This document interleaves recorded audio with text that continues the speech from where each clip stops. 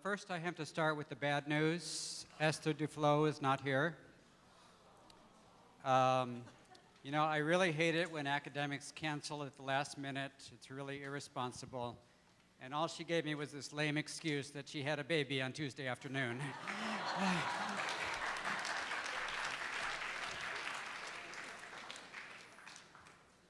The father of the baby was fortunately able to come.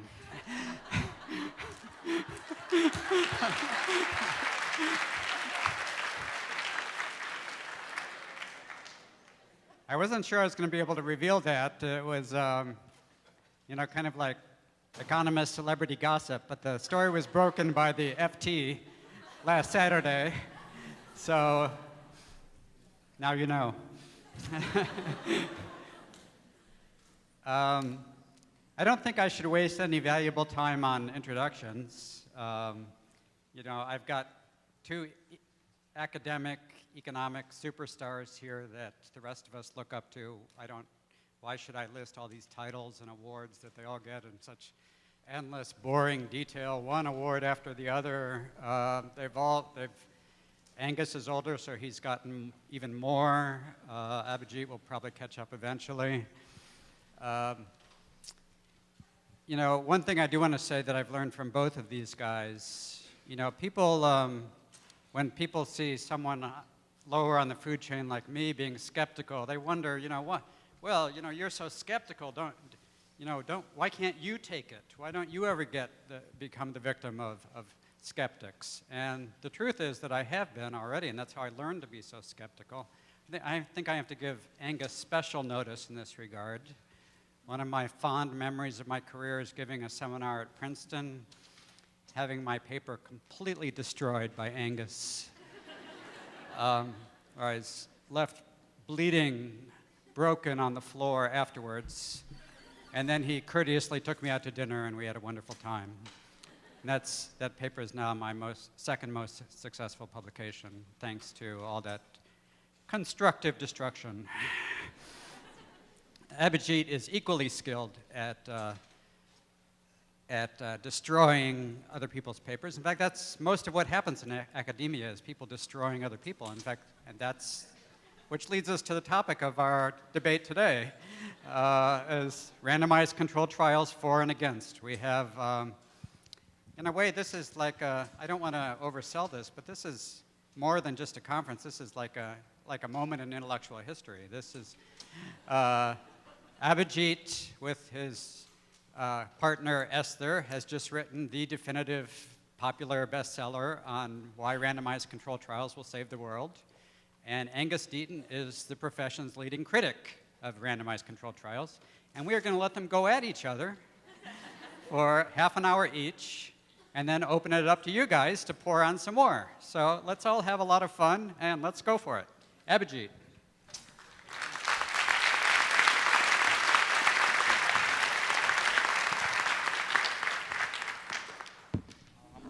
So one thing I know is not to get into a battle with people I can't, who are not my size in many ways of the senses of the word.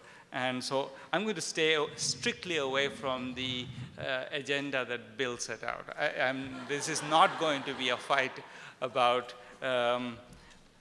for and against randomized controlled trials. What I'm going to try to do is talk about how a kind of an agenda of learning from randomized controlled trials. And basically the starting point of that agenda is the thought that probably the one single best thing about randomized controlled trials, I would say, is that they can be tailored to the question. So most forms of program evaluation, you have to look at what's happening in the world and say that works or that doesn't work. The nice thing about randomized controlled trials is you pick your program. You design it, so you decide what question you're going to answer. The advantage of that is that you can have, that allows you to tailor the learning agenda to your particular form of thinking. So if you have a set of hypotheses, you can design a set of experiments that will sort of cater to that particular set of hypotheses. And then you can go back and take the answers from what you've learned,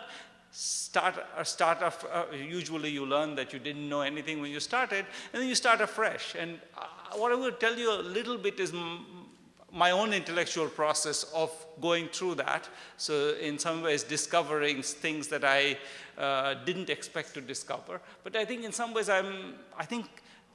what I would say is the great, advantage of randomized controlled trials has been that it has sort of forced me to confront a set of facts and empirical claims that I could have very well avoided confronting. If I only had access to other forms of data, I could have always said, well, we can never tell.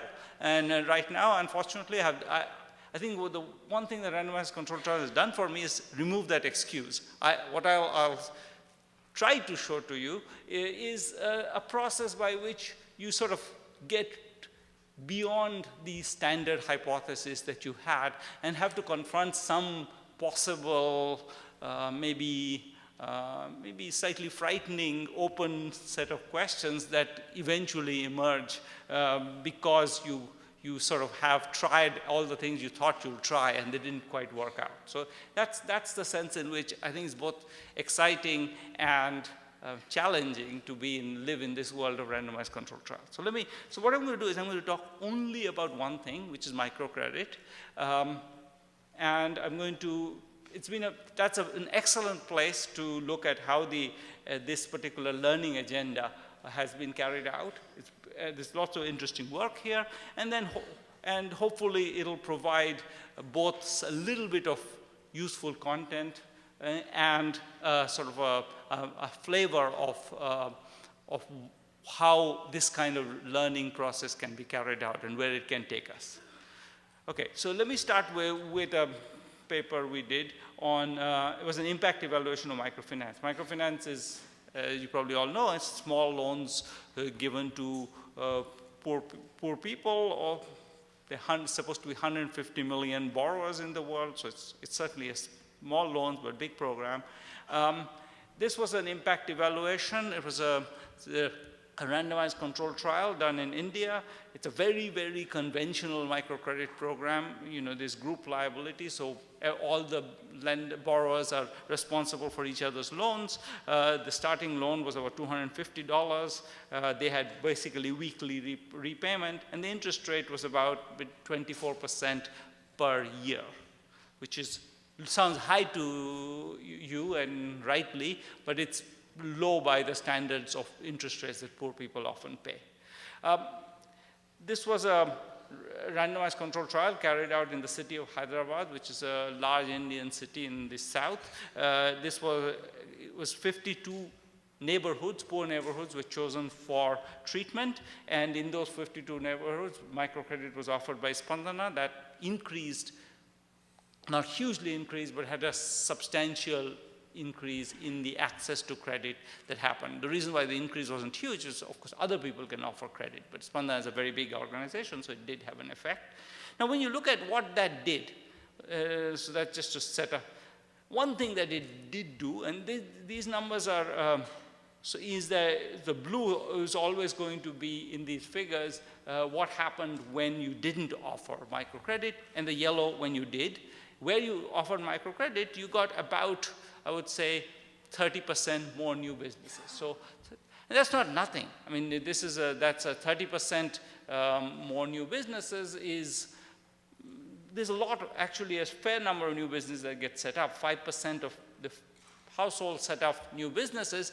5% is not a small number because only about 20% of the households actually take a loan.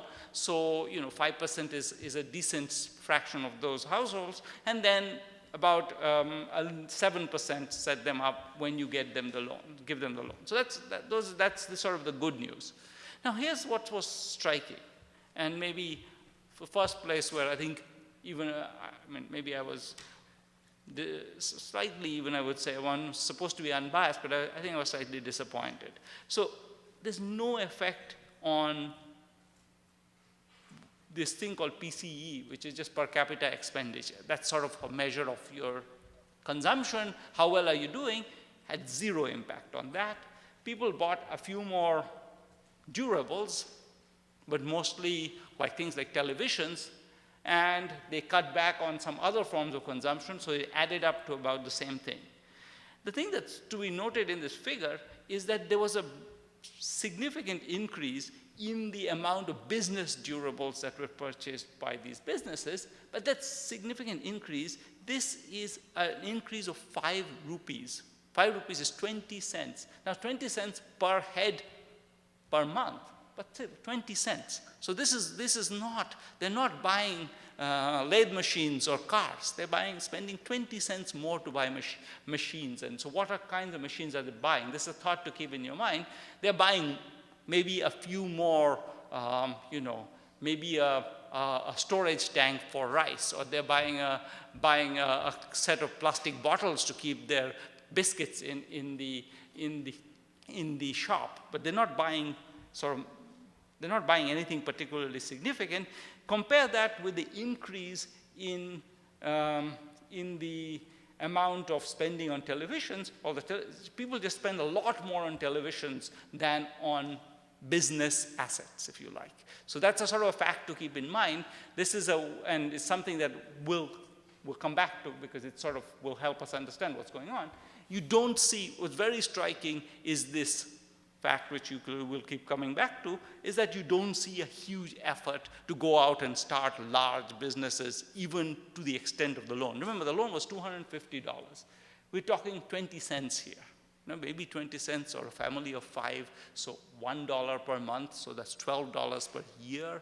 But that's still a tiny bit of $250. A very small amount of the loan goes into buying business assets. So this is a pattern people have found in a number of places, different people have found. So there's a paper on Morocco where there's another microcredit organization offers loans, same pattern, no effect. Businesses do get created, but the businesses don't seem to generate any more earnings. The businesses are small, they don't generate any more earnings. You find exactly the same thing, strikingly, from a project that Orazio Atanasio and Costas Megid did in Mongolia, where they find exactly the same pattern. People start businesses, but the businesses are tiny, and incomes or earnings or any measure of kind of well-being doesn't seem to be affected by it. One possible hypothesis is this horizon is too short. You're just looking too soon after you give them money. Well, we looked 18 months after, but then we went back and looked 3 years after. You find exactly the same pattern. No effect really on any possible measure of well-being. Now, reason why that's a bit puzzling is that there's another set of facts, which I have been one of the people who've been sort of, this is why I say it's a bit of a disappointing process for me, because I've been pushing these facts for a while, and these facts are of the kind that the marginal returns, so how much money do you make if you invest $1 more into these businesses, and those returns tend to be very high for these tiny businesses. So that sort of makes so these guys, remember what they did. They took the loan, but they didn't invest in businesses. The businesses didn't grow, they didn't make a lot of money. Nevertheless, if you did invest the money, you do get big returns. How do we know that? Well, there's many different ways to know that, and I'm short of time, but there's a set of randomized controlled trials. One very nice one is just giving cash. In Sri Lanka and Mexico, they did an experiment where they gave about $250 of cash to business owners, gave them, not a loan, gift. And when you do that, you do see increases in revenues of the order of 5 to 7% per month. So returns of 5 to 7% per month, that's 60% per year. So if you invested $100, you get $60 back. So those are big returns. So why aren't these people investing? That's sort of to frame the puzzle, why is it that we do see evidence of high returns in many different forms. We don't see people actually taking advantage of them. So I think now, what are the basic answers? Well, one set of answers have to do with the inherent limits of micro enterprises. Maybe just these businesses cannot grow. Somehow there's something about the nature of these businesses. Maybe it's something about the people who are running them. Maybe it's something to do with microcredit. Remember, when I said the returns are high, those were returns from getting cash. The returns from giving microcredit, it's credit, it's not cash. You have to repay it. That might be very different, and I'll come to that. That's one issue people have looked at. And the other is what I'll eventually come back and talk to, what I'm going to call other behavioral issues. Let me come back to that later. So one way to think about it is that the fact that when I invest an extra dollar, I get 60 cents back, doesn't mean every dollar in the business is making 60 cents. That just says the marginal dollar is making 60 cents. It could very well be that to get to the position where you get those 60 cents for every dollar invested, the first $100 you invest, you make no money on. Like you buy some little, you repair the room in your house where you're going to make your shop, you buy some plastic bottles, you fill them with stuff. It's only after you've done all that that you start making money. So maybe there's a fixed cost, and that's why the businesses have, the initial returns are sort of, even if the sort of the extra dollar invested is high, if you look at the overall, how much money is the business making, it could be making very little money. This is one interesting fact that's very consistent with this is that people seem to believe this. So the business owners seem to believe this. How do we know that? I remember that Sri Lanka experiment where people were given $250, they invested, they got 60% per a year or more actually, 60 to 100% a year actually, pretty high returns. When you gave them $500, they didn't invest $500, they invested $250. They kept the other $250 to buy televisions or repair their roofs or do something else. They seem to know that their business is not going to go very far, or they seem to be acting as if they believe that. This is a picture that economists often use to represent what that production technology looks like. So, what's on the horizontal axis, for those who are used to reading graphs, is the amount of capital invested. What's on the vertical axis is the amount produced. And basically what this picture says is that, when you invest a little bit, first it goes up quite steeply, but then quickly flattens off. You don't get much more then if you want to get much bigger returns, you just have to move to a different level of investment. So you have to start, your little shop is not going to make a lot of money. You can add a few more, glossy things, but then it's going to stop making money. If you want to go to a different level of making money, you'll have to change your business strategy. You'll have to have a shop that sells new things or much more attractive things than other shops. You just have to go to a different level. So that's sort of what this picture says, and maybe this is what's going on. An alternative view, as I said, I'll come back to all of these kind of stories towards the end, is that the entrepreneurs really don't know how to run businesses. So for those entrepreneurs, maybe it's the lower of these curves, the one that kind of flattens off low, is the only one that's relevant, because they're just not skilled. They just don't have in them to run these big businesses. And that idea is certainly around, and you see some evidence of that in the fact that they don't seem to be in high-skilled businesses. If you look at all the micro-enterprise people, they seem to be in businesses where the skill is fairly minimal, and you see enormous crowding. So, you see like a grocery store that's run with microcredit money every 200 meters. And that's a sign of the fact that they just don't have in them to diversify. So that's a thought that a lot of people have thought about. And there's a number of interesting RCTs which then takes that, if that's true, then maybe what we need to do is teach them stuff. If you teach them stuff, we give them business training, they'll do just much better.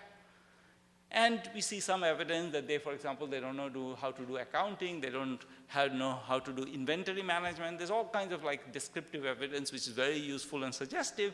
So there's a bunch of RCTs which actually look at that. And when they look at that, what they find is that at best you could say that you have small gains if you make the training really mundane. If you taught people not accounting, but just keep your business earnings and your household expenditure separate. Don't, keep those two things in different ledgers. So when you spend money for the business, account it one place. When you spend it for the household, keep it a different place. Something very, very obvious and elementary seems to have some effect on their business performance, but almost no effects in general. Very, very small effect, very disappointing. This is very disappointing. Now, what's striking is that at the same time, there's a set of other studies which find quite the opposite.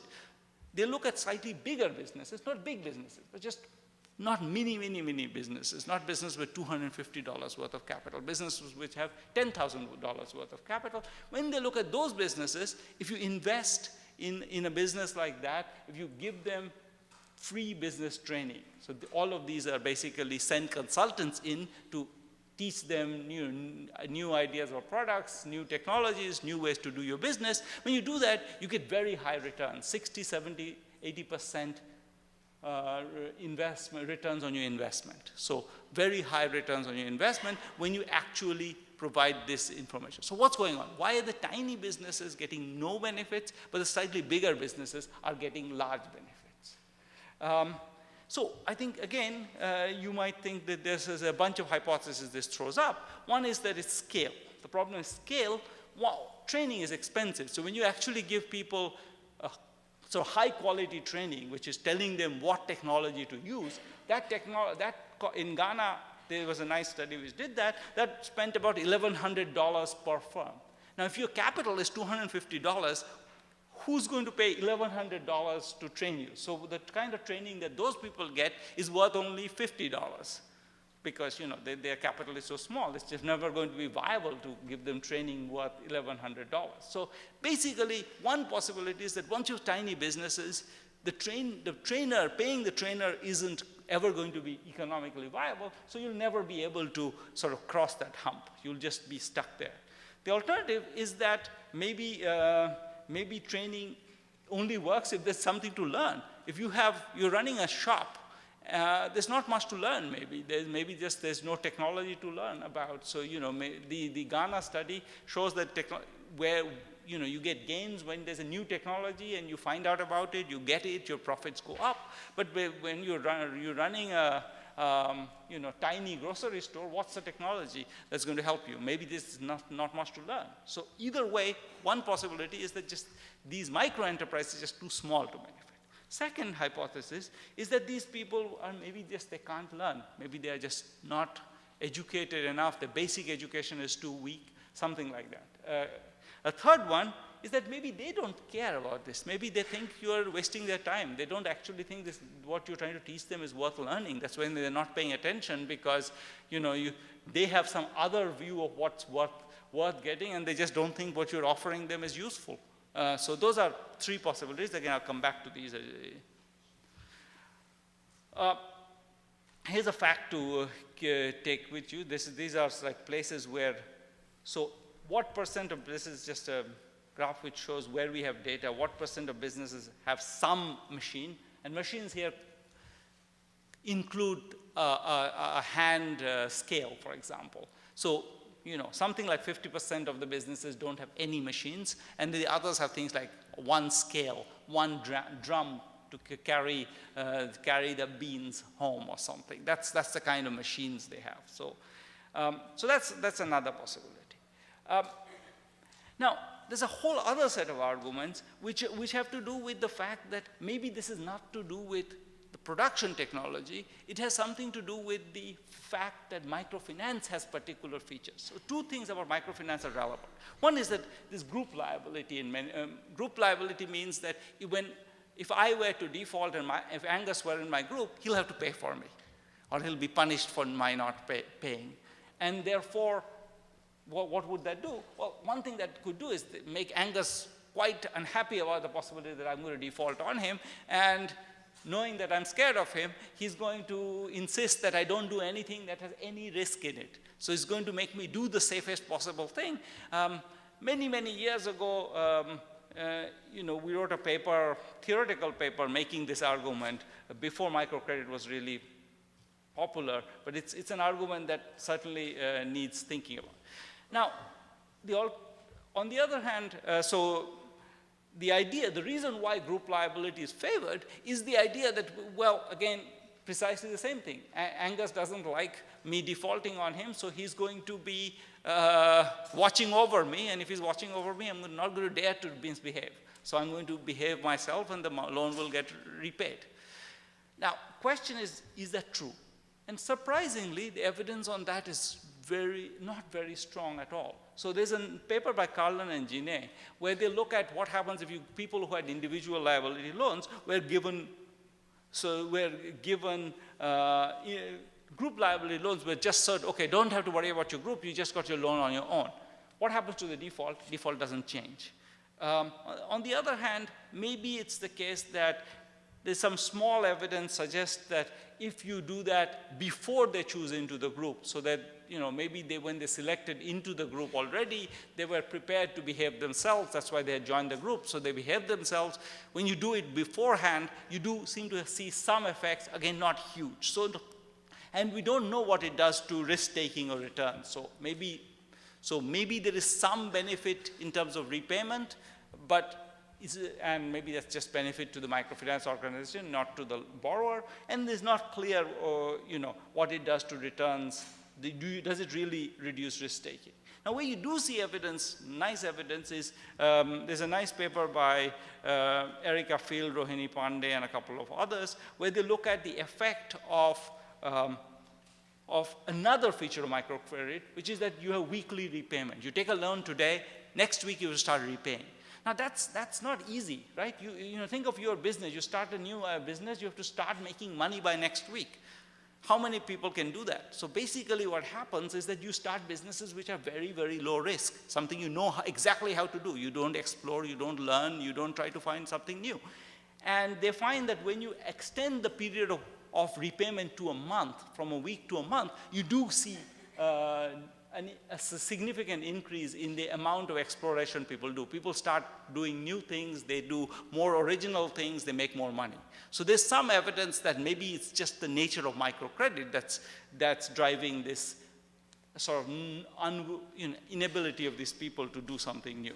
Now, here's what so now I'm running out of time. So you might ask me, which is the right answer? I had one set of answers which have to do with maybe the production technology just makes microcredit unexciting.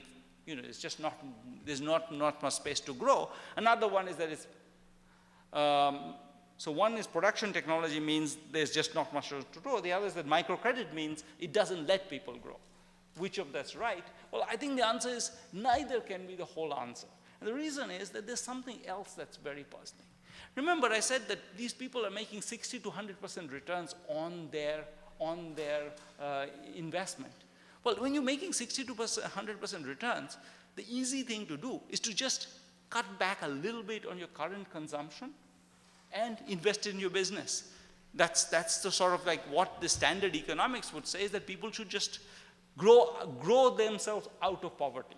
Why? Because they have very high returns on their investment. They should not be worried about whether they get credit or not. They have this wonderful opportunity to save. They have a business which generates 60% or 80% returns. You just put an extra dollar in, you get some money back. And if you think of what that means in cumulative terms, it's very easy to grow out of this money. And that's sort of a puzzle, because these people seem to be sort of sitting on a gold mine.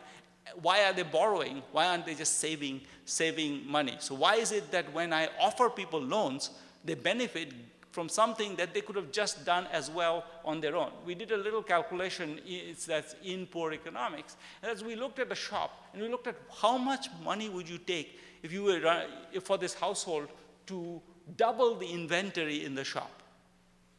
And the answer was 2.5% of their annual spending. So they could double their inventory by just cutting back 2.5%. Now, for those kinds of families, the average spending on cigarettes, tea, and sugar is 7%. So, 2.5% is nothing. Why aren't they growing their businesses? So that's a sort of sitting inside all of these stories. All the stories are about some external constraints, but they seem to be doing something that they could do entirely internally. They have this 60%, 80% return. Maybe it's not going to go very far, but they could go a little bit. Suddenly, they could get a little bit richer by investing. Why aren't they getting a little bit richer? So So I think one possible answer to this, and this is where I think we are right now, is that basically this is the economic model of behavior is psychologically wrong. And what's importantly wrong about it is that the economic model says, if I can make 80 cents by investing $1, I should do it. Why? Because it increases my earnings. But psychologically, 80 cents is nothing. I still remain very poor. It doesn't change my status as a poor person. And maybe for all those options, maybe the marginal return is the wrong measure of how attractive this is. Maybe it's just the case that, what you care about is the fact that you can change your life. If you can't really change your life at all, then the fact that you can make few cents more money is just not going to make you very interested. So this is consistent with a number of facts. One is that the businesses of the poor just don't make any money. If you measure the labor that people put into it at market wages, then these businesses actually lose money. So these businesses, when you tell them, look, you should be all excited about growing your business, they say, well, I don't want to be in that business. And you see that very clearly. A very nice fact is that, if you look at the very poor, one thing that is very clear about them is that many of them run businesses. Like a quarter or half of them, if I had time, you could look at this picture, these numbers, the numbers are the fraction of people who have non-agricultural businesses, and in every country, that's a number that's over 40% pretty much. So these are very, very high proportions of population-run businesses. Now, if you ask the same people, what job do you want for your children? And they consistently, and in different countries, say the same thing. We want them to have a government job. We want them to have a salaried job. 80% say they want to have a government job. Another 20% say we want to have a salaried job. We don't want our children to be running businesses. So they are running businesses, but they hate it. And that's sort of just psychologically, I think that's maybe most powerful descriptive evidence that there is something in this story about their, sort of thinking of a business as this engine of growth for them is the wrong way to think about it, because they don't think that they can get very much further from where they are by running this business. Yes, they could get a little bit richer, but a little bit richer is not exciting. It's just the same life, really. So for them, basically the fact that this whole thing is self-limiting, the fact that it doesn't go very far, because the fact that that curve I drew was flattening off quickly is a discouragement. So they don't see this as really an exciting opportunity. Why are they there? Because they have nothing else to do. They don't find jobs, so they start businesses. You ask people, why are they in a business? They'll tell you, because I couldn't find a job. So they're there for want of better. That's consistent with many other things. For example, the fact that savings accounts, when people give savings accounts, that does help business productivity. Why does it help business productivity? You might think that, if they need to save, it's not the case that, if you want to save and you're poor and you have a business, you could save in your business. But the main point is that these people actually, what happens is when they have any problems or they need to spend money, they always take the money out of the business. That's why not having a savings account means that they run out of money very quickly. So this kind of thing would happen only because they basically don't care very much about their business. They don't believe in it very much. Yeah. So I'm going to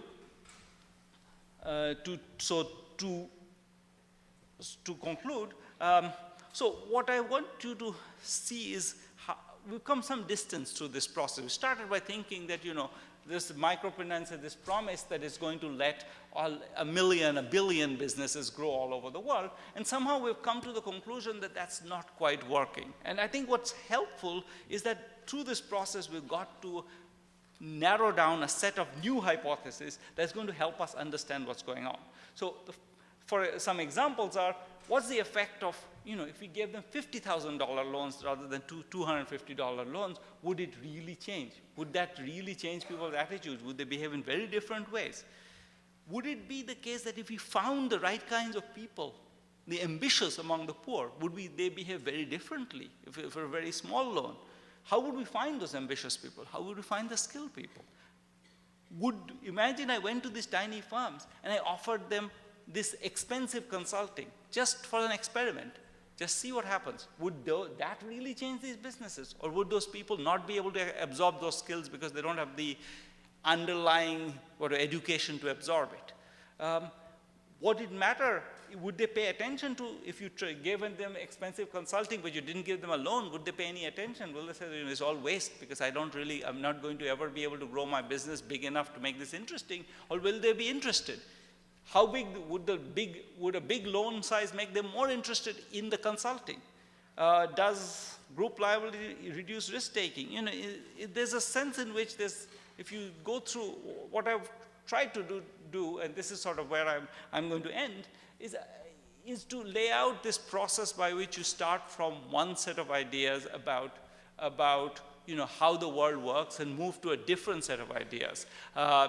What I tried to say in closing is this idea, I want to leave you with the idea that maybe what we now need to do is psychologically reposition the way we think about these businesses, that as long as these businesses are not going to make people's lives any different, they're going to always treat them as something they have to do just because they have no choice, and they're never going to psychologically invest in them. Maybe that's where we're going to, where it fails. We need experiments like some of the ones I suggest, which will help us test those hypotheses. So that's sort of that's sort of a description of a journey that I myself have gone through, and which I think would not have been possible without the RCTs we have done, and me and mostly other people have done. Thank you very much.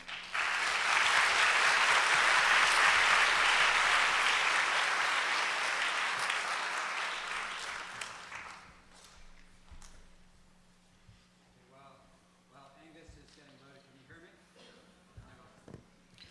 How about now? Yeah? Okay, while Angus is getting loaded up, there was one item I forgot in the introduction, that this panel has 5 winners of a prestigious international prize that you've never heard of. There's a banking conglomerate known as BBVA that gives the largest international series of prizes after the Nobel Prizes. And Abhijit and Esther won the Development Award the first year for the Poverty Action Lab. Yao and I won it the second year for the Development Research Institute. And this year, and the biggest win of all, Angus won it for himself as a great economist. So congratulations, Angus, on that award.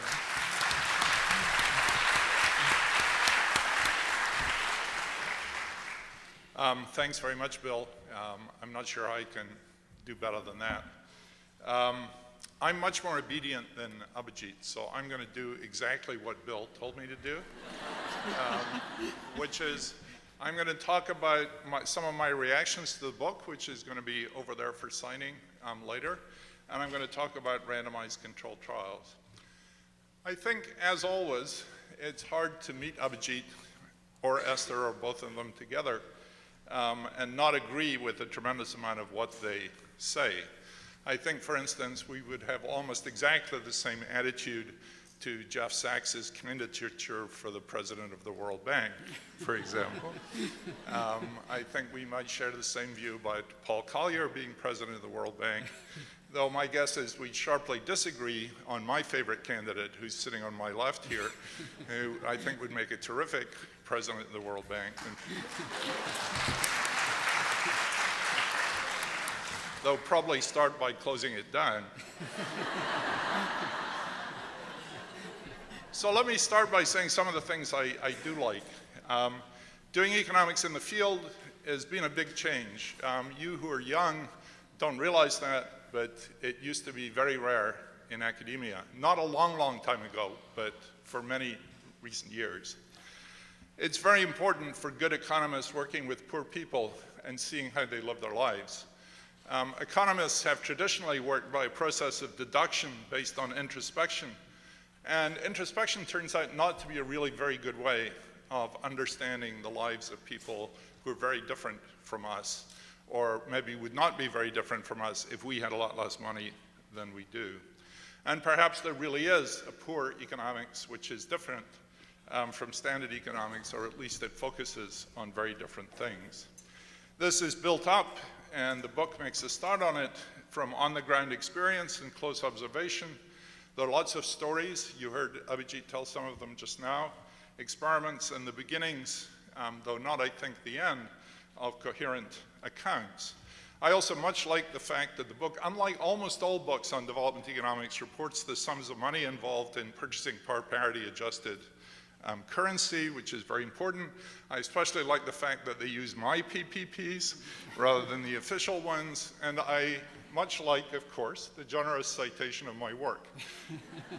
In fact, beyond that, one of the things that's quite notable about the book, and I'm not kidding here, is the enormous range of generous citations right across the profession. I mean, there's almost no one who works in development economics over the last 20 years whose work is not cited somewhere along the way. And I think that's a wonderful thing to have done. However, I was not asked here to come and agree, and there are quite a bunch of things that I don't agree with. And I'm going to talk about 3 points. One is thinking large and thinking small, with that homage there to Danny Kahneman's new book. And then I'm going to talk about randomized controlled trials, both in practice and in the ideal world of a randomized controlled trial and what you might learn in a perfect world. And then I'll say something to summarize at the very end. You all know by now what a randomized controlled trial is. I just in a moment of panic before I started, I thought I'd define it there. One of the things I'd like to do before I go on is acknowledge my work on randomized controlled trials, much of which I'm going to talk about today is new work, is joint with my friend and collaborator, Nancy Cartwright, who's a professor of philosophy and logic in London, and who's been interested in these issues for a really very long time. So let me first talk about thinking large and small. So Abhijit and Esther don't like grand schemes. They have a lovely phrase for them in the book, what they call the detritus of instant miracles, and indeed development is full of these abandoned wrecks at the side of the road of grand ideas from the past. They make a lot of fun of straw men. I bet my friend Bill here did not know he was a straw man until he read Poor Economics, what they call the demand and supply wallows, neither of whom apparently believes in evidence. And of course, there's a lot of code words going on here because they mean by evidence randomized controlled trials most of the time, though not exclusively. And it's really the nature of evidence and what sort of evidence is relevant for policy that really is the crux of the debate here, and what counts and what doesn't really count. Instead, they want to fix the small things, finding out what works using randomized controlled trials. At some level, we all agree that making things work better is a really good thing. And at the risk of making a little bit of fun of it, it clearly is a good idea to have a better lawnmower. A better lawnmower mows your lawn better than a worse lawnmower, and there's a great contribution to human well-being if all of us had better lawnmowers to mow our lawns. I grew up in Scotland mowing my father's lawn with what was essentially a pair of scissors. And I'm very sensitive to the fact that lawnmowers are much better than scissors for mowing lawns. The last time, I think, and Abhijit and I have only ever debated this once before, I emphasized what I'd written in the past, that I thought theory was really what was needed here. And Abhijit pointed out correctly, I think, that theory is too general to be of much help at the level at which many people need help. So we have to do experiments, and I think all of this is correct. But on the thinking large and small, we all know there have been these great oscillations over time in the way people think about economic and development. And I think there's an oscillation between thinking big and thinking small that's gone on for a very long time. And let me give you an example. If you go back to really the first years of the World Bank, and when I very first knew the World Bank, they really were full of a lot of real experts, engineers, road builders, dam builders, plumbers. And these people were real experts. They had a terrific amount of knowledge, often of working in really very difficult places. And they really knew what they were doing. They knew how to build a dam. They knew how to build a port. They knew what could go wrong. They knew how to maintain materials and so on. Economists were largely part of this process in terms of doing cost-benefit analysis, or if you like, social cost-benefit analysis, in support of these engineers trying to decide which of the ports should be built and which should not. This approach over the years in the World Bank was abandoned in favor of what one might call big thinking. And it was not because they didn't know what those projects did. I mean, they didn't actually know what those projects did, but that was not what was bothering them. And, you know, it's a really legitimate criticism that's come out of the evaluation movement that we don't really know what these projects do. But back in the day, that was not really thought to a problem. But because they came to believe that doing small things well was a waste of time if the macroeconomy was a mess.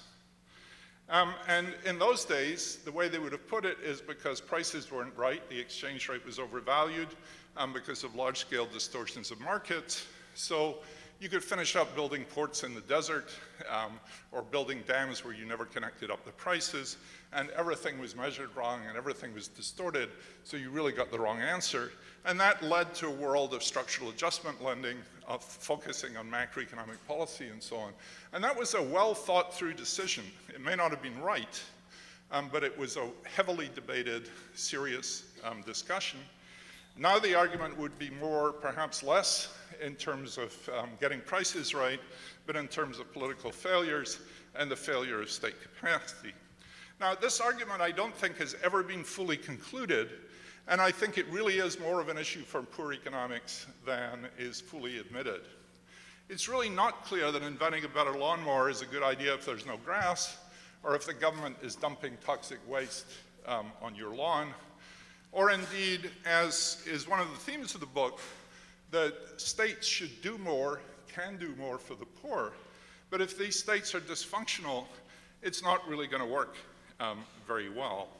Many of the recommendations of the book require more state capacity, that the state fill in and do things for the poor to help make their lives better. And there's an extraordinarily optimistic view of government that its prime purpose throughout the world, apparently, is to do what the market cannot. Of course, that's one definition of what government should do. But the fact that government, that's a descriptive, it's accurate description of the way most government works, I think is not true at all.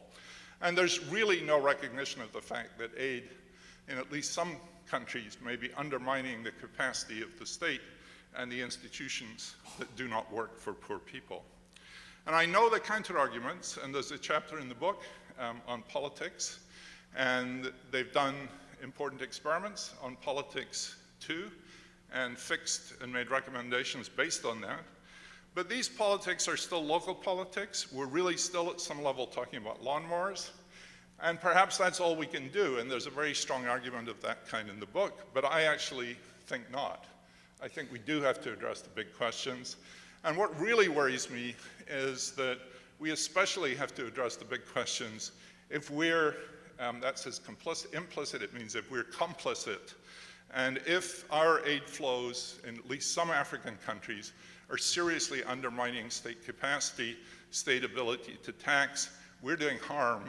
And you know, while our governments are doing that, trying to improve schools in Western Kenya, when the government of Britain or the World Bank is pouring money into a very dysfunctional government, I don't think is a very productive thing to do. So let me talk about randomized controlled trials. And first I'm going to talk about practical randomized controlled trials. And we read over and over again in this literature that RCTs solve the selection and bias problems. They give you reliable answers to questions. That turns out to be false. And let me explain why.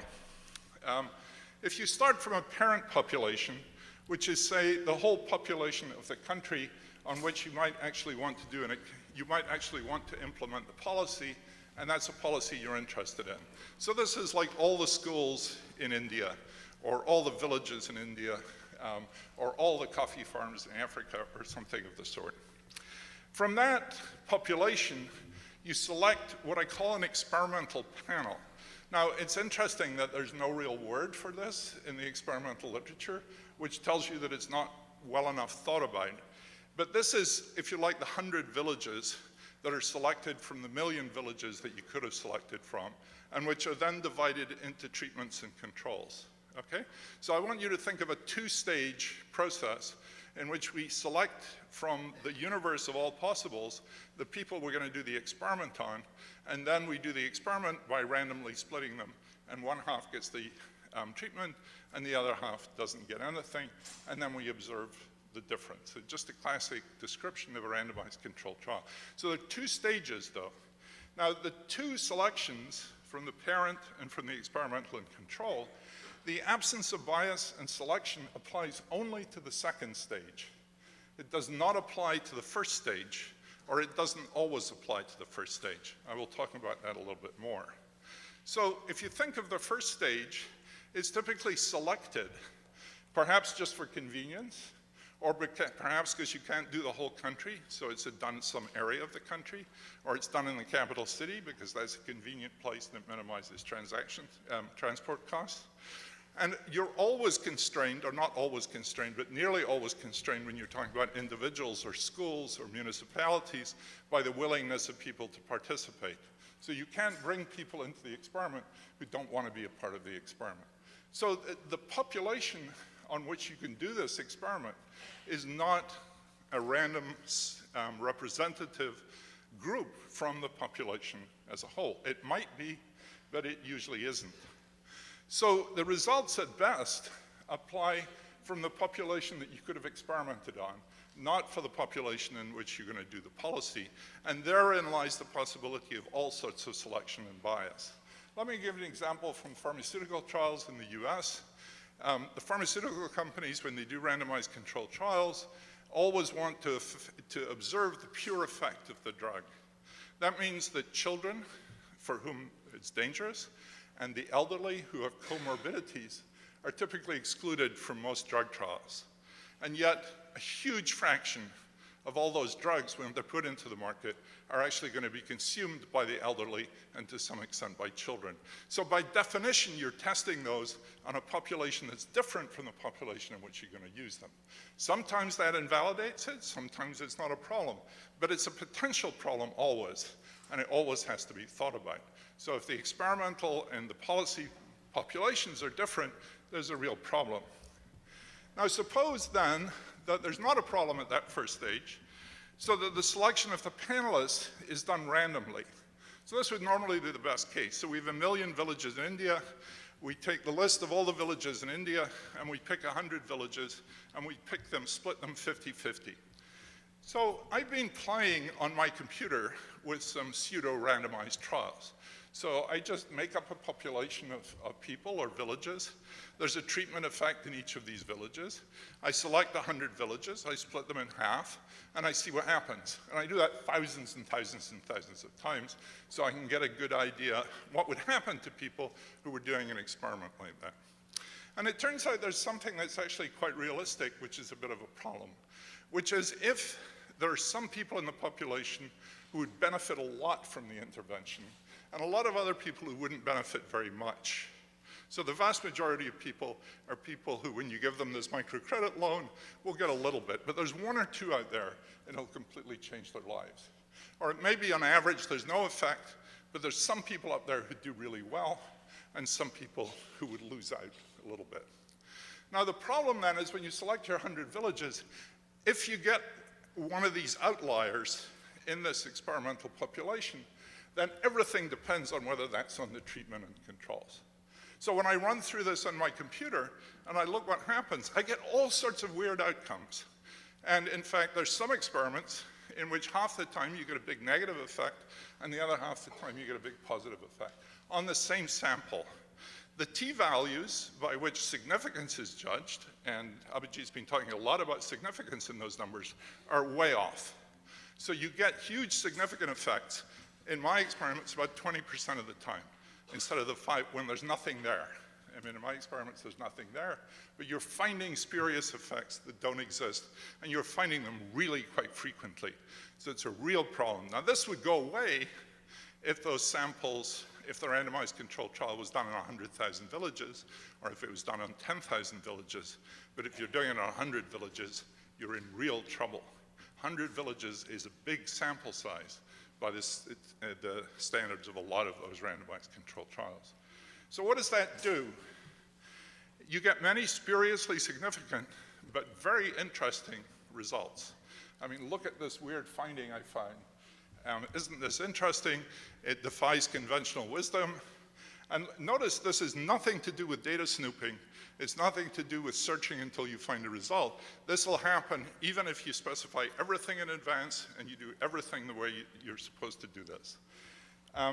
You get contradictions, though. People do other studies, even on the same population, and get different answers, and they get published, and they often get a lot of attention, which is how I read a lot of the results. I spent a lot of time over the last month or so reading a lot of these papers so that I know some of what I speak. I have not read the whole literature for sure. The last time Abhijit and I were on a platform together, we were not debating, but Abhijit had a very interesting slide, which he very kindly sent to me, about his comments on what was happening on a lot of these experiments, especially on the consumer side. And so he also finds many counterintuitive, weird results, mutually contradictory, both on the face of it, meaning you get different answers in different, very similar experiments, and in terms of employing behaviors that are wildly inconsistent with one another. For instance, people have discount rates that are so high that you wonder how they could ever get out of bed in the morning. Abhijit, in his comments on this, says, well, we're failing to connect up the dots. And he says we need a better theory to do so. And he talked a little bit about that today, about behavioral economics and the greater approach of psychology, which I agree with, in trying to interpret these. But these dots may not be real. And I've got an analogy here.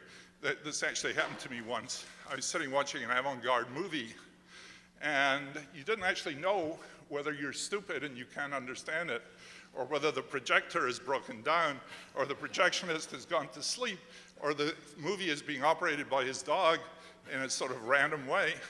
And we were all sitting looking at this thing, exchanging hypotheses about what we were seeing, and then the artist happened to come into the room and he said, oh my God, the thing is stuck, and unfreed it. And you know, we were trying to make sense of something that was just complete random noise. And my sense is not that these are all random noise, but that at the size at which people are doing these experiments, and given the way the groups are selected, you're in terrible danger of trying to overinterpret things that have no interpretation because they're just bizarre noise. But the problem here is the way, and I've heard it in the room several times today, and it's all over poor economics, that randomized controlled trials get treated differently. They're not subject to the usual standard that we bring to other papers in economics, where we say, I don't really believe this because I don't really believe the t-values, or because you've really not done this right. As far as I know, and I've read it pretty carefully, there's not a single randomized controlled trial in poor economics that is criticized for internal problems, you know, that whether it was really right or not. And my reading of several of those is really very different, that the sample sizes are too small to be credible, the results are sort of crazy. The other thing that is often said in response to things I just said are other methods are worse. And that's just not true either. You can make it true by defining other methods like regression or instrumental variables as what I call RCT wannabes. And if you define those things as failed RCTs, of course they're worse than RCTs because you've set it up that way. But in practice, that's not true at all, because the RCTs tend to be small. They're in very special populations. It may be if you collected household survey data, you could do it on a much wider population, much less selected. It might be there's some bias there. The bias, though, you might be closer to the truth much more often. And my argument here is not that you throw away all RCTs, but that you can't prioritize them and say an RCT, no matter how badly it's done, no matter how small it is, no matter how weird it is, must be better than any observational study, however well that is done. That is just not true. And if you were starting to try and analyze a project or do an evaluation, you have to decide on a case-by-case basis where an RCT would be better to do than some other method, or vice versa. And the answer cannot be determined by a religious belief in the automatic superiority of randomized controlled trials.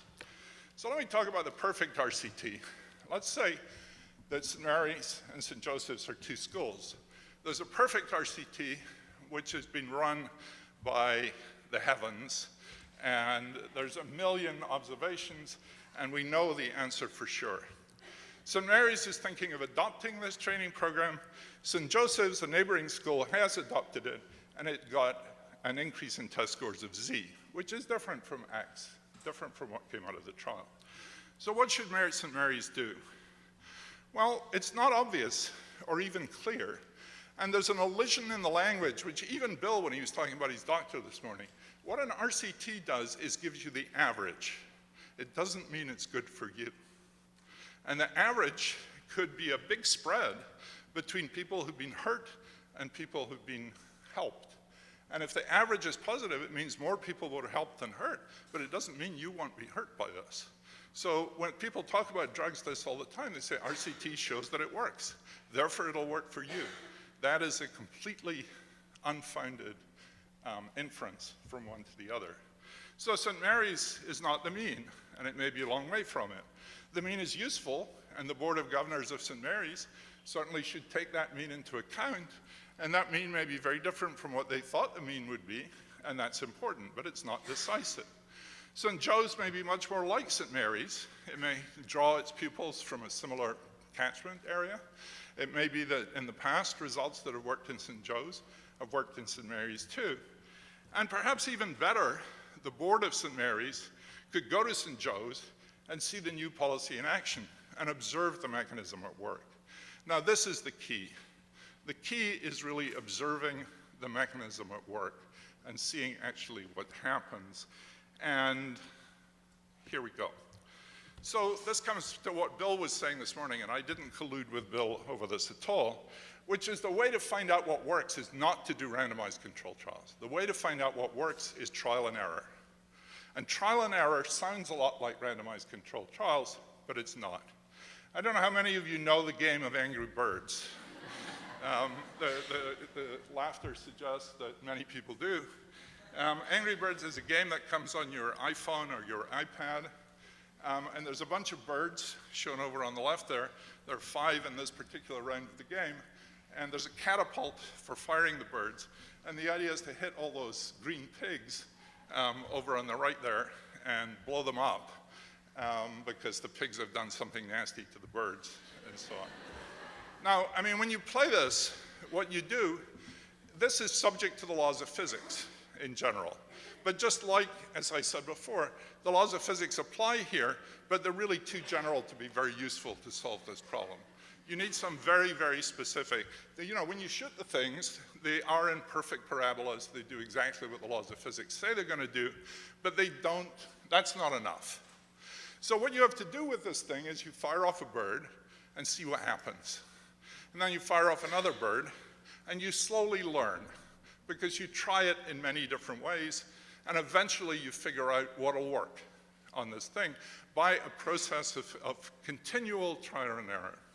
Now imagine trying to do a randomized controlled trial on that. This is essentially impossible to learn this with a randomized controlled trial, and the reason, the technical reason, is the dimensionality is too high. Now take this example where there were 5 birds.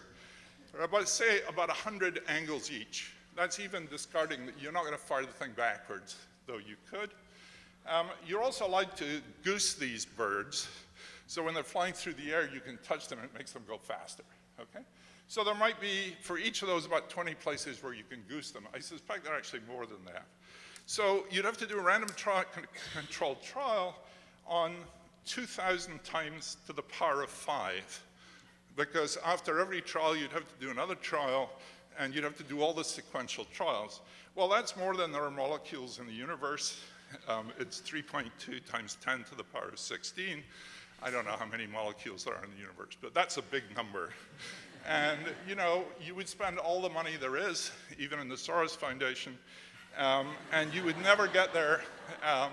And, you know, this is, but a child can learn this. My 4-year-old granddaughter can learn this in about 5 minutes, right? And she didn't do, you know, 3.2 times 10 to the 16 randomized controlled trials.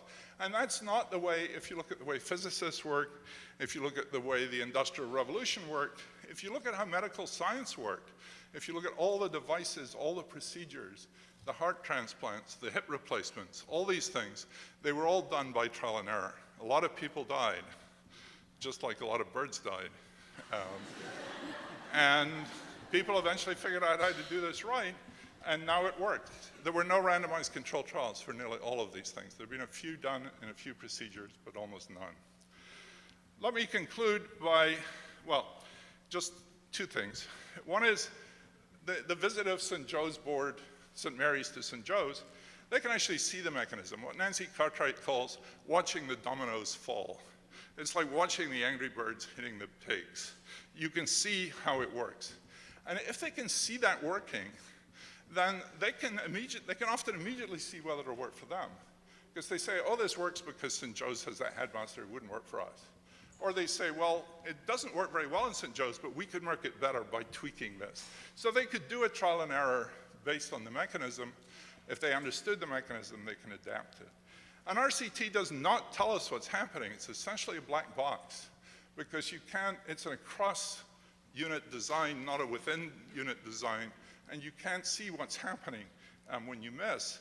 And in fact, Abhijit and Esther know this, and throughout the book, they're very honest, and they describe the results of these RCTs, and there's a lot of presumablys, or they might have thought, or perhaps this happened because, or a story begins to emerge.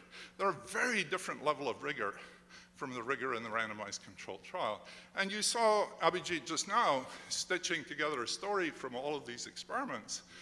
But you know, it's sort of a fairy story. The experiments don't tell you those stories. Those you have to make up in advance. You have to fit the experiments, but then of course I'm worried a lot of the experiments are not real results. So I think you're sort of in a mess, and I think it's really hard. Okay, let me finish with causality. One of the things that is often argued for RCTs, and it's true, I agree with this, is that it often identifies causality. You know it was your thing that made this happen because you have the treatments and controls. Now, in a lot of experiments, a lot of things we care about, the causality is really quite clear. Because, you know, we know, like in the Angry Birds, I know who fired the bird. I did it with my finger. You know, it's not, the causality is not really an issue. But the causality you get from a trial is what philosophers call Inus causality. It's often, and Inus means an insufficient but non-redundant part of a condition which is itself unnecessary but sufficient. When you see a sentence like that, you understand why most of us avoid philosophy like the plague. But let me give you an example. An example of Inus causality is a house burned down because the TV was left on. Okay, that's a true causal statement. If the TV had not been left on, the house would not have burned down. It's a causal statement. The TV being turned on caused the house to burn down. But TVs being turned on don't usually cause houses to burn down. And finding out that it was the TV that caused it is not a very useful piece of information for doing development policy or anything else. Nancy Cartwright has this wonderful example of a Rube Goldberg machine. I don't know how much of this you can see, but this is a pencil sharpener. It's the new improved pencil sharpener. And this works by opening the window on the left, and whereupon the kite flies in the air.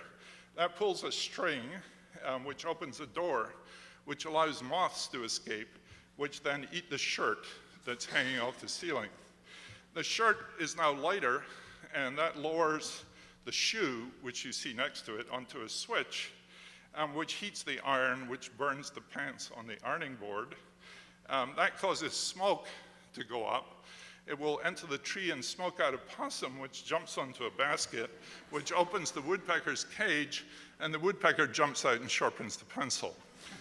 So this is a way of flying a kite in order to sharpen a pencil. The knife at the end is there for an emergency if the woodpecker doesn't show up for work, and enhances the reliability of the design in general. This is an example of an Inus cause. You could set this up as a randomized controlled trial. It would work. You would discover that mechanisms like this work better than ones where the possum didn't exist. You could make this as robust as you want, but it's completely useless because by and large, flying kites does not sharpen pencils. And when you're doing a randomized controlled trial with your eyes shut, which is the definition of randomized controlled trial, you're always subject to these sort of things. TVs don't always burn down houses or kites sharpen pencils. They need what Nancy Cartwright calls helping factors or context. Their operation is contingent on the context, which is why replication is of very limited use, because we know in advance that in many cases the helping factors will not be present. So you can't get around this problem by doing it over and over again. You just get a lot of different results. I'm almost done. So I'm summarizing. So we now have enough RCT papers to judge their quality and the evidence they claim. My reading is some are excellent. I thought I learned a lot. I knew things I didn't. Some are terrible, just like other empirical papers in development. They have to be judged case by case. There's no free pass just because they're RCTs. One of the things that did piss me off a little bit in reading poor economics was the word rigorous evaluation was used as a code word for randomized controlled trial. And there are lots of rigorous ways of producing evidence that have nothing to do with a randomized controlled trial. There's also a heavy use of the phrase careful thinking, which turns out to mean what we think, not what you think. And poor economics has no monopoly on rigor or on careful thought. One final complaint, and this does not come from poor economics. Here's a generalization. This appeared in a survey, published survey paper in a reputable journal, and it said provision of free school uniforms leads to a 10 to 15% reduction in teen pregnancy and dropout rates. Completely blank, unqualified statement. The next paragraph, in case you were wondering, refers to other results on school quality. We were told the generalization is more difficult. So the previous statement is presumably completely general. You wonder if it would work in Kansas, or in India, or in all-boys schools? Do you think teenage pregnancy would fall? I mean, this is just outrageous overreach. And doing this in the end is going to turn everybody against randomized controlled trials. And I'm not at all sure that that would make it a good idea. If you read about this same paper in Poor Economics makes it clear that even within some of the schools in this experiment, this effect did not happen. So they're much more careful than this paper that I cited. So it depends on which of the authors of the studies you're reading. But what is happening here is this thing that happens all the time with RCTs in medicine and in development, which is this illegitimate translation from it works on average to it works for all. And that's loose. My co-author Nancy Cartwright likes to say, loose words cost lives. Those are loose words, they cost lives, and this is the opposite of careful thinking. Thank you very much.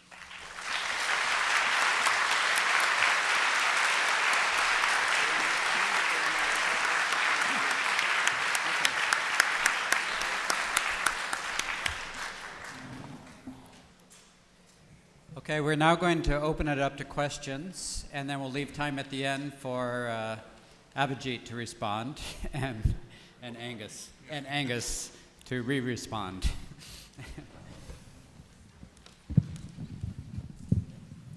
So please go ahead. Francisco Bozano, again, tenure ecology. I have 3 questions. The first one is, well, they're all for both of you.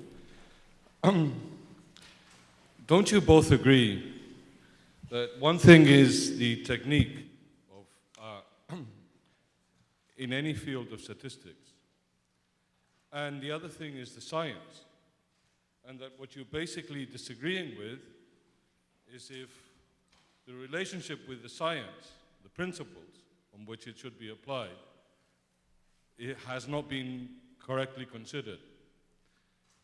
But wouldn't it be true that you both agree that this is necessary? Because I don't see the disagreement. There's a disagreement in terms of how you depict one another's examples, but I think you're both looking for a relationship between the ideas that one develops through trial and error and the technique. So perhaps the dichotomy and the distance isn't as great. The other thing I wanted to ask is, can all phenomena be explained statistically? Is everything stochastically significant?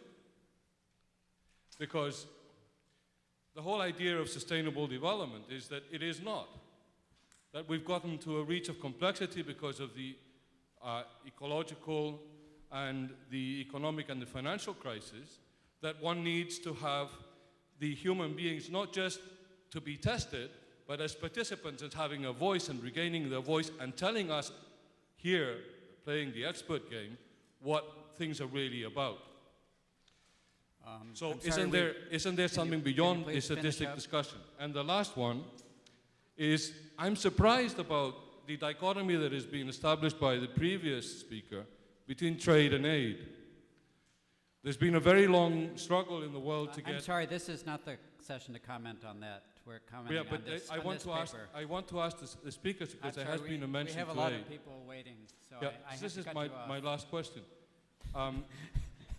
Is there really a dichotomy between aid and trade? Is it a dichotomy? Okay, next. My question is to Abhijit about the specific microcredit example. I view myself as a fairly dumb person when I live my life. So when somebody gives me money, at this particular point, the way I would think about my life is, how will I use this money to do what I want to do? And very few people plan too much into the future. So how does that momentary decision making affect the whole notion of results that you guys collect with respect to microcredit and so on? Thanks. For those of us who work at organizations that work in development, I guess there's been a lot of talk about trial and error as opposed to sort of more rigorously constructed trials. But you know, if there's moments where trial and error doesn't seem to work, if you have 10 elements of your intervention and you want to experiment on one, do you see that as something that should be the province of organizations themselves, or do you think for the most part people at organizations lack the statistical training, the academic background to be attempting to do sort of anything beyond simple trial and error and experimenting on their own projects? Okay, next. By the way, to keep within the time, the people who are now already in line, you can ask questions, but please no new additions to the lines. Yeah. So having been an RA on a few RCTs and microcredit, I've found that there seems to be sort of a disconnect between what we would like to experiment with and sort of incentives of loan officers in the bank. And maybe you might work with the head of a bank who's very excited about experimenting with a particular repayment schedule or size of a loan, but for the sort of reputations of loan officers on the ground, it becomes almost impossible. And I was wondering if there's a way to sort of allow these experiments to go forward and still sort of keep the stability of our partners around. Hi, good afternoon. I guess my question specifically is regarding to the beneficiaries of the aid, the RCTs, or the parent population. I am representing the Teso North Development Forum, the location where the school uniform randomized control trial was implemented, and also the fertilizer RCT was also implemented by IPA. And I had an opportunity to speak to some of the local people there, specifically in agriculture, and they had no recollection of many of the randomized control trials that were implemented by IPA. So my question is, how, as testers, do you share, or how do you specifically share the information, the successes and the failures of these randomized control projects to the parent population? And can you give any specific examples of sharing any of these, the results of these RCTs? Thank you. Listening to both of you present and this whole day, I'm not convinced in any way that RCTs and TNEs are not mutually, or are mutually exclusive. It doesn't, it seems that the problems that you were presenting with RCTs are fixable by allowing more perfect information, allowing people to really see what was done. If the problem is an outlier, that's an easy fix. Just look at the data, where did it come from, and it's easy to find an outlier in there. It's less easy than you think. Okay, fine. That's fine, but I'm just saying I think that there's an option for compatibility in these and the ways these are used, and not just in extending the word rigorous to RCTs versus other type of T&Es. That's a problem endemic in economics literature. There's all sorts of papers that just say, oh, we had a movement, positive or negative, but they don't talk about significance or magnitude. So that's something that economists need to address in general. And also, what ways do you think that that can extend to other disciplines? Because we're talking about what is considered rigorous within economics, but what is considered rigorous in terms of the human rights discipline or anthropology or sociology? Like, what other ways can we view positive and negative changes in development discipline? Thank you, gentlemen, for your comments. They were quite entertaining. My question is as follows. In your discussion of evaluative methods, can you address more explicitly the way that systems are approached, especially those that include behavioral components or perception of risk components, and address in particular qualitative data? I guess that dovetails nicely with the young woman's question, qualitative data and how it can complement or supplement more traditional methods of data collection and analysis. Hi, I raised this question in an earlier panel because due to time constraints it went unanswered.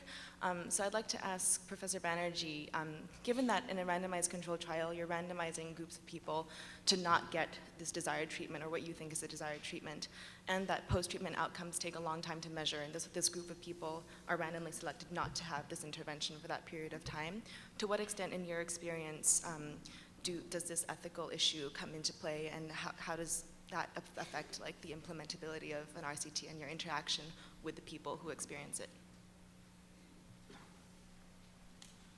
This question is for Angus. As far as the use for entrepreneurs of trial and error, A/B testing, and RCTs, how should RCTs be used? When should they be used? And how should they be integrated into developing programs? Thank you. Last question. Absolutely. As stated earlier, stellar panel. The resumes back up everything. Thank you for your time. With regard to RCTs, and how do you think you can incorporate the practical applications of regional development banks like the IABD, the African Development Bank, the Asian Development Bank, the European Bank of Reconstruction and Development, et cetera? Thank you. Okay. Okay, Abhijit?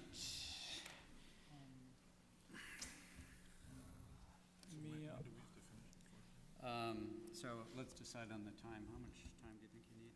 We have no time. We have no time, but I want to give you a chance to respond. So let me respond to a few of the questions and say something about what Angus was saying. Let me take 5 minutes. Okay, 5 minutes for each of you? Sure. Okay. Maybe slightly less. Okay. Let me start with Angus. I mean, I guess if, I think it'll be louder. I think if all economists were as smart as Angus, maybe what he describes would indeed be a coherent agenda. I think the problem is the rest of us are not. And therefore, I think it's very important to, I think the notion, that somehow that we should just judge the evidence by its quality has to be right, but who's going to do the judging? And I think that all fields establish kind of ground rules for what is considered to be evidence, and we always do it imperfectly, and sometimes we make grandiose claims about them which are not exactly true. But I don't think the absence of ground rules makes methodological sense in any field. And I think the idea of an RCT has the advantage of making you think very hard about causality. Sometimes, I don't even think that you necessarily need to do an RCT to benefit from our RCT. You often benefit just because it made you think about, look, what are the things, what are the potential confounds? I think one of the great advantages of the culture that RCTs have created is that people now, even the ones who don't do RCTs, think very hard, like Angus always has, and therefore this is why I think he personally feels a little bit affronted by this process, because it seems to include him in it. He's always thought very rigorously about everything that any piece of evidence is looked at, but the rest of us are not inclined to do so. I think formal procedures for looking at evidence are useful precisely because they kind of force us to confront many things that we don't usually, just because we're not as smart as Angus, we don't actually confront. The second point that Angus was making, I find even more troubling. I think there is some implicit notion of this trial and error being somehow some implicit process of theorizing, which we can do as long as we don't sort of somehow get down on the ground and start calling them, become too pompous actually, and start calling them RCTs. There's some process by which we can just somehow go from one piece of knowledge to another. It's like playing Angry Birds. I mean, if you actually try to have a policy, work with somebody implementing a policy, which both Angus and I have, I actually don't think that the metaphor of Angry Birds is at all helpful. I think it's not helpful precisely because, in a sense, each course correction that's going to happen creates so much rigidity. So after starting the whole conversation by saying that we ignore politics in the book, which we don't, maybe we get it wrong, but we certainly don't ignore it, I think thinking about the process by which knowledge creation gets managed and, and absorbed into organizations, especially governmental organizations, in this particularly sort of naive way seems odd to me. That that there's some way in which we within the government are going to sort of be intelligently theorize what we see. We make a move here, it doesn't work, we move there. We don't actually have to organize the process of knowledge production. We don't have to externalize it. What RCTs do beautifully is they often externalize the knowledge. We lose control over them.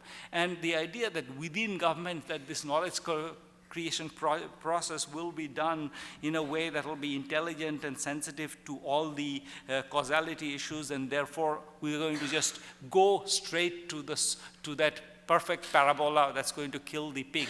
It just seems to me to be, in a sense, deeply against what Angus started by saying, which is that we need to think about the politics of all these things. I think it's precisely because I personally worry a lot about both the politics of knowledge and the process more generally of knowledge creation within organizations and within the economics profession that I feel that RCTs have served an enormously valuable purpose. And related to that is this idea that somehow it's we can theorize our way. I mean, in a sense, what are you doing when you're playing Angry Birds? You're creating a theory. You're constantly sort of looking at this and you're saying, well, this one doesn't work, it falls too short. That's a theory. Then you take, so therefore I should put it a little more flatter, and then it's going to go and hit the pig. And that's another theory. And then it fails because something else has you've forgotten. Now, this process of theorizing, I think, it's extremely important that we make the process explicit, because that's the way both by which we get more people into it, make it more democratic, and also because that's what gives us access to a whole range of interesting ideas. Otherwise, it's going to be some, either Angus will do it and maybe it'll come out right, or the rest of us will do it and it's just going to come out wrong all the time. So that I'm out of time, so I can't answer any of the other questions. Okay, Angus. Yeah, I mean, as always with Abhijit, I agree with everything he says, and I find him utterly charming, but utterly unsound at the same time. And, you know, and the line that, you know, people are too stupid to do anything except randomized controlled trials, I think is sort of deeply patronizing. And he only made it palatable by including himself among the stupid people.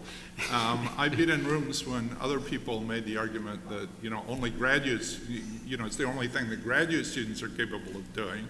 And, you know, if you say that, you immediately lose the audience, and Abhijit is much too clever to do that. But this process of, I mean, let's start from something I just agreed with, which is when you're playing Angry Birds, you're developing theories as you go. And the theories are being shaded all the time. And quite often you realize that the theory you've been working on is completely wrong, and you have to find a whole new means of attack. This sometimes fails altogether. But you're developing theories, you're understanding, and I think it's a very good metaphor for the way we learn things. And my argument about RCTs is RCTs can't get you there because the dimensionality problem, it just can't be done. I mean, you could prove that mathematically. But let me just say one thing, and it came up in several of the comments too. I don't regard RCTs as mutually exclusive from other ways of doing it. I don't think they're necessarily, you know, you have to do one or you have to do the other.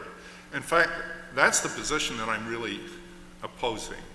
And that's the one message I think I want to leave you with, which is what I'm really upset about, and I think is really terrible and it will do us enormous harm, is this idea that this evidence is good evidence simply because it's an RCT.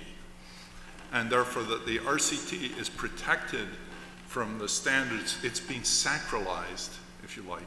I mean, it's become a sort of holy object which we must take on faith, and we're not allowed to inquire into it.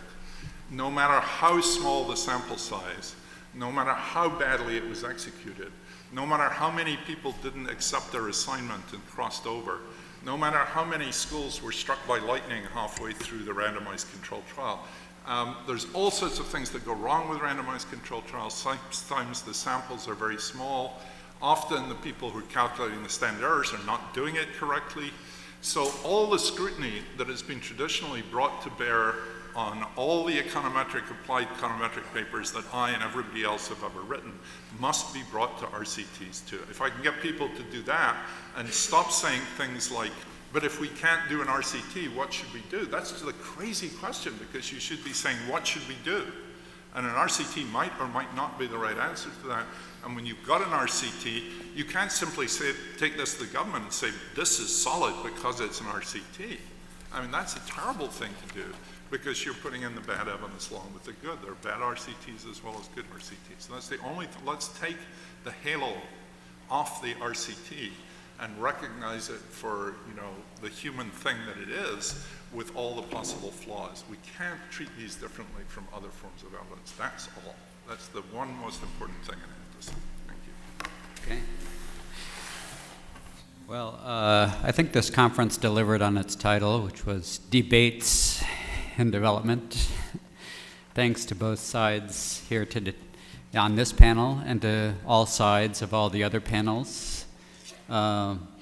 I guess one closing thought I'll leave you with is that a lot of people viewing debates like this or viewing other debates that I've been involved in and other development people have been involved in, they always say, why can't you guys just get along and agree and not be so mean to each other? But actually, you know, just like sort of in our trial by jury system, the truth emerges by the prosecutor and the defense attorney just arguing each other blind up and down, and then, you know, you take out of that process of argumentation, you get closer to the truth. And I think that is exactly the scientific process, and it's exactly the standard that we should have in development, just as we do in all the other fields where we fiercely argue over what is the right thing to do in economics. And I'm very proud of all of our speakers today for fulfilling that scientific mandate to fiercely debate, to advance the truth in a very honorable and distinguished way. Thank you very much.